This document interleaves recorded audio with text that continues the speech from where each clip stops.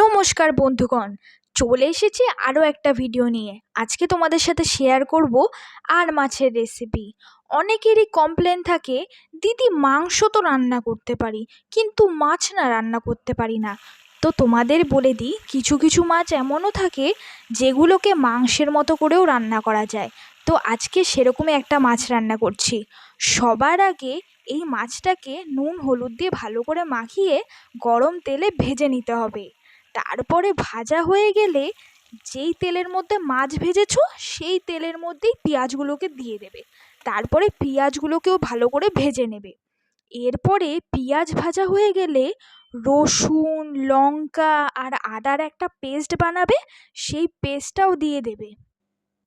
এরপর ঘরে যেই মশলাগুলো থাকে, যেমন নুন, হলুদ আর লঙ্কার গুঁড়ো, এগুলোই দেবে। ব্যাস, আর মার্কেট থেকে তোমাদের আর কোনো মশলা কিনতে হবে না। কেন বলো তো?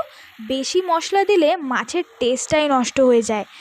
এবার মশলাটাকে ভালো করে কষানোর পরে যখন মশলা থেকে তেল বেরোনো শুরু হবে, তখন ভেজে রাখা মাছগুলো এর মধ্যে দিয়ে দেবে। তারপরে পরিমাণ মতো জল আর ধনেপাতা দিয়ে মাছটাকে ভালো করে ফুটিয়ে নিলেই ব্যাস হয়ে গেল রান্না। আর হ্যাঁ, ভালো কথা, আমার রান্না দেখে যারা যারা বাড়িতে রান্না করবে তারা কিন্তু আমার কমেন্টে এসে অবশ্যই লিখে যাবে, হ্যাঁ, যে কিরকম হয়েছে খেতে।